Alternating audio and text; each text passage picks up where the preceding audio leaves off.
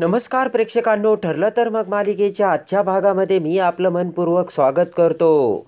त्यामध्ये आता सुभेदारांच्या घरी सगळेजण जेवायला बसलेले असतात. एवढ्यात आता अश्विनच्या ताटामध्ये दोडक्याची भाजी वाढलेली असते. ती भाजी बघून अश्विनला जाम वाईट वाटते. अश्विन म्हणतो की हे काय, दोडक्याची भाजी? तुम्हाला सगळ्यांना माहिती आहे ना, मला दोडक्याची भाजी अजिबात आवडत नाही. मला दोडक्याच्या भाजीचा खूप राग येतो. मी अजिबात कधी दोडक्याची भाजी खात नाही. तरीसुद्धा मला ही दोडक्याची भाजी का वाढली, असे आता अश्विन सगळ्यांना विचारतो. तर आता सगळेजण सायलीकडे बघतात. तेव्हा आता लगेचच पूर्णाजी म्हणते की अश्विन, ताटात जे वाढलंय ना ते मुकाट्याने खा. तर प्रताप म्हणतो की अश्विन, तू काही बोलू नकोस, जी भाजी आहे ना ती गुपचूप खा. तर आता लगेचच सायली आता अश्विनकडे बघते आणि मला म्हणते की मला माहिती आहे अश्विन भाऊजींना दोडक्याची भाजी आवडत नाही, तेव्हा मी त्यांच्यासाठी पनीरची भाजी केली. ते ऐकताच अश्विन खूप खुश झालेला असतो आणि म्हणतो की आत्ता खरं मजा येणार. अस्मिता म्हणते की मलासुद्धा पनीरची भाजी वाढ.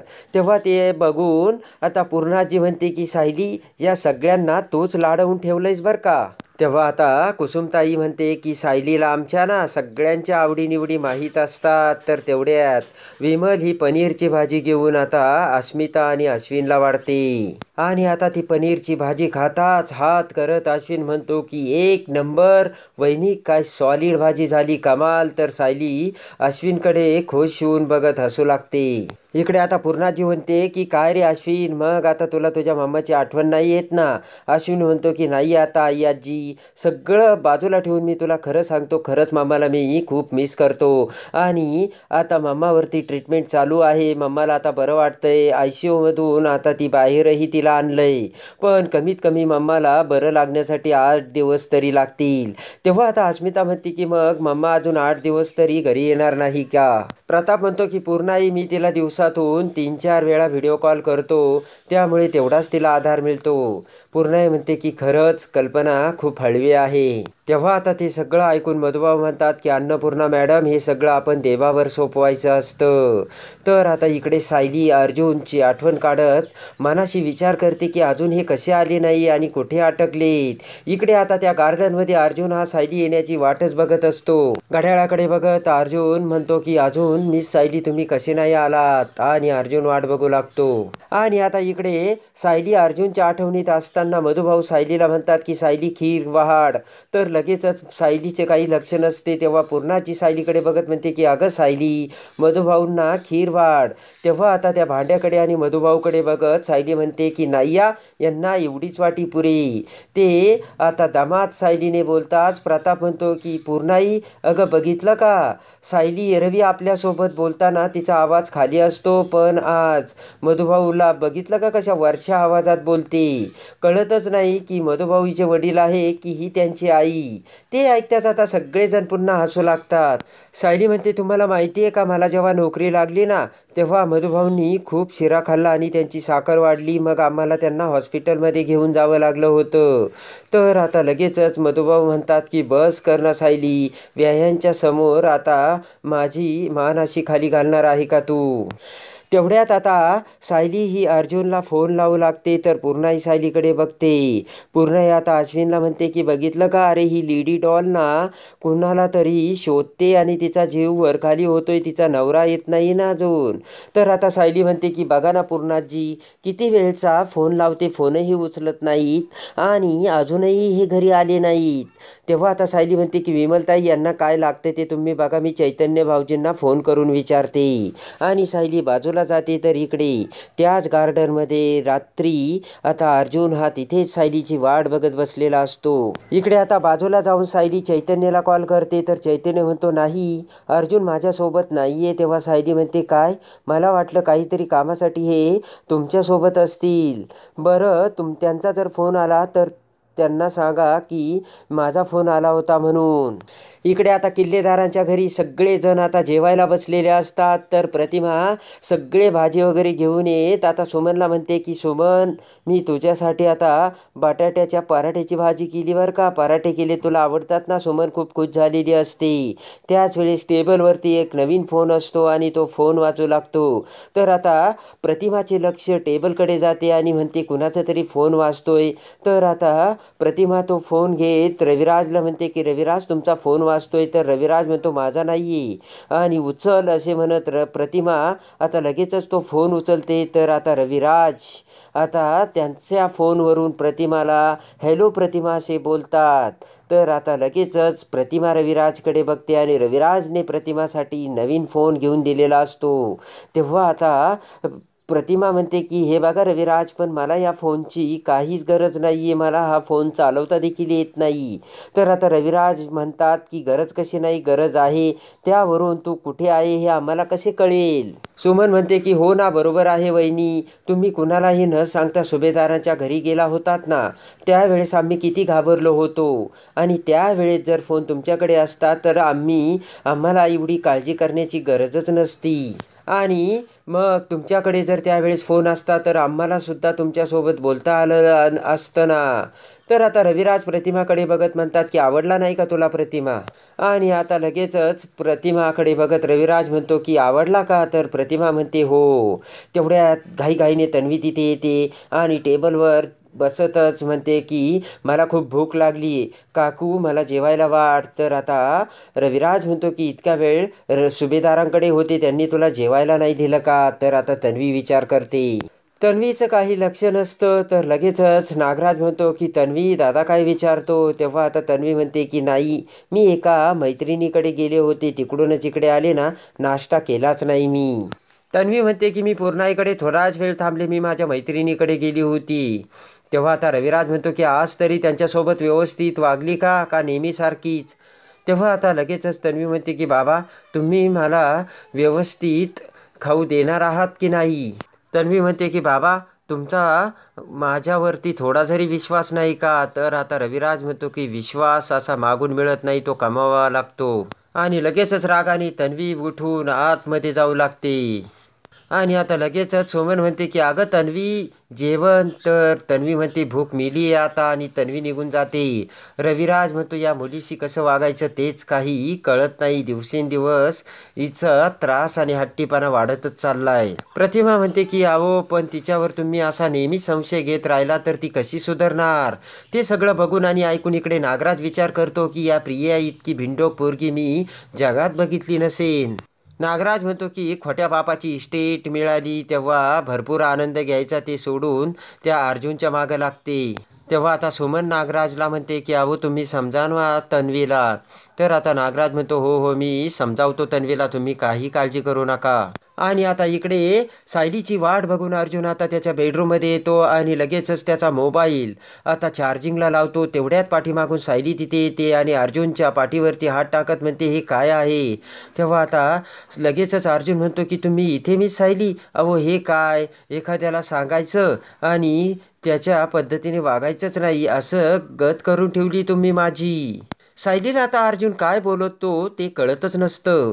तेव्हा आता सायली म्हणते मी तुम्हाला तेच सांगते, जर तुम्हाला एखादी गोष्ट जमत नसेल ना तर असं गायब व्हायचं नसतं, अगोदर ते सांगायचं असतं.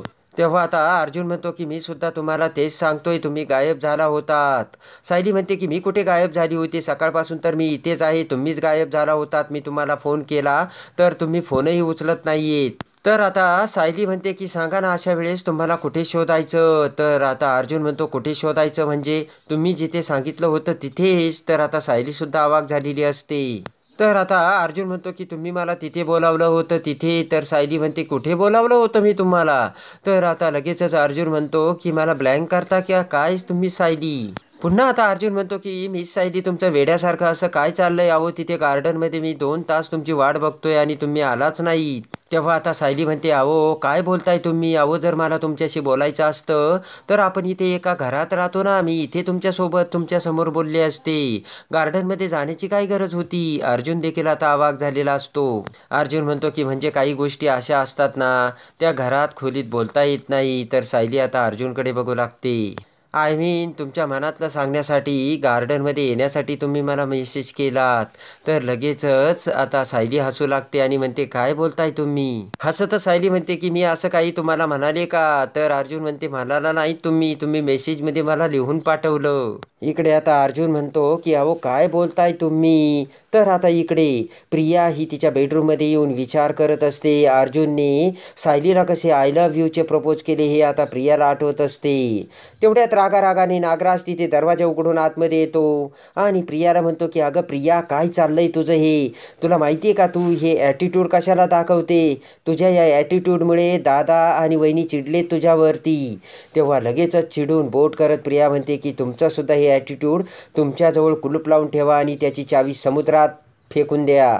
नागराज म्हणतो की नाही फेकून देणार. नागराज म्हणतो की अगं मला प्रिया तुझी काळजी वाटते. मी जरी तुझा बाप नसलो ना, तुझ्या बापासारखाच आहे. कळलं का प्रिया तुला? प्रिया म्हणते, हे बघा अगोदरच माझं डोकं सटकलंय बरं का, तुम्ही अजून मला चढू नका. नागराज म्हणतो की एवढं झालं तरी काय पण प्रिया? अर्जुन आणि सायलीचं प्रेमाचं नाटक उघडं पाडण्यासाठी मी तिकडे गेले होते, असे आता लगेचच प्रिया ही नागराजला सांगते. पण तिकडे गेल्यानंतर एक वेगळीच गोष्ट माझ्या लक्षात आली. नागराज म्हणतो कोणती? तर प्रिया म्हणते की अर्जुनचं कॉन्ट्रॅक्ट पुरतं सायलीवरती प्रेम नाहीये, त्याचं खरंच प्रेम आहे. तेव्हा आता नागराज सुद्धा अवाक झालेला असतो. प्रिया म्हणते ही गोष्ट सायलीला माहीत नाही, पण तिला जर कळलं आणि ती सुद्धा अर्जुनच्या प्रेमात पडली तर, अशी काळजी आता प्रिया करते आणि नागराजला बोलते. तर आता इकडे आपली सगळी मेहनत वाया जाईल, असे आता प्रिया ही नागराजला बोलते. इकडे आता अर्जुन खूप खुश झालेला असतो. आता अर्जुन सायलीचा हात धरतो. प्रेमाने सायलीचा हात धरून अर्जुन आता सायलीला कॉटवर बसवतो आणि सायलीचा हात हातात घेत अर्जुन आता सायलीसोबत बोलू लागतो. सायलीला आता खूप मोठा अचंबा वाटलेला असतो. तेव्हा आता अर्जुन म्हणतो, मी सायली तुमच्या मनात जे काही आहे ना ते तुम्ही बोलूनच टाका आता. सायली म्हणते की अहो सर, तुमचं काय चाललं तेच मला काही कळत नाही. आणि आता लगेचच अर्जुन म्हणतो की थांबा 1 मिनिट, तुमचा नवरा वकील आहे, तो पुराव्याशिवाय काही बोलत नाही. असे म्हणत अर्जुन आता त्याचा मोबाईलमधील मेसेज बाहेर काढतो आणि तो सायलीला दाखवतो. सायली तो मेसेज वाचते. त्यामध्ये लिहिलेले असते आणि ते सगळं सायली वाचते. ते लिहिलेले असते, खूप दिवस झाले मला तुम्हाला माझ्या मनातलं काहीतरी सांगायचंय, पण मला सांगण्याची भीती वाटते. तेव्हा आपल्या घरात नको, संध्याकाळी 7 वाजता तुम्ही गार्डनमध्ये भेटा. हा मेसेज आता सायली वाचते. तो मेसेज वाचून आता सायली खुश होते आणि म्हणते, हे तर सगळंच माझ्या मनातलं आहे, पण हा मेसेज कोणी केला? इकडे आता प्रियाने सगळी हकीकत सांगताच हसतच नागराज म्हणतो, आपली नाही, तुझी मेहनत वाया जाईल प्रिया, माझी नाही. मला नाही त्या अर्जुनसोबत लग्न करायचं. तेव्हा आता बोट करत प्रिया म्हणते की तुमची ही फालतूगिरी तुमच्याकडेच ठेवा बरं का. प्रिया म्हणते की जर खरंच असं झालं तर सुभेदारांची तिजोरी आणि त्यांचं घर माझ्यासाठी कायमचं बंद होईल. तेव्हा आता राग येऊन नागराज म्हणतो की अगं इथली तिजोरी बघ ना, उद्या जर दादाला तुझ्यावर थोडा जरी संशय आला ना, तुला एक फुटी कवडीसुद्धा मिळणार नाही प्रिया. हात जोडत नागराज म्हणतो की माझी आई आणि माझी सगळी मेहनत तुझ्यामुळे वाया जाईल, तेव्हा तू नीट वाग. नागराज म्हणतो की तुला तन्वी म्हणून मी इथे आणलंय ना, त्याचा थोडा तरी मला फायदा होऊ दे. प्रिया म्हणते तुमच्या बोलण्यावर टॅक्सच लावायला हवा, त्यामुळे तुमचं बोलणं जरा थोडं कमी होईल. झालं असेल तुमचं बोलणं तर निघा आणि शतपावली करा जा, असे आता प्रिया नागराजला बोलते. प्रिया म्हणते की जा, मला जरा विचार करू द्या. तर नागराज म्हणतो तू करच विचार. तर प्रिया विचार करत म्हणते की ॲडव्होकेट अर्जुन सुभेदार, आता मी तुमच्याकडूनच न्याय मिळवून राहणार. आता इकडे तो मेसेज वाचल्यानंतर अर्जुन सायलीला म्हणतो की मला सुरुवातीला तुम्ही अगोदर एक सांगा, तुम्ही मला हा मेसेज केला आणि मग तुम्ही तिकडे आला का नाहीत?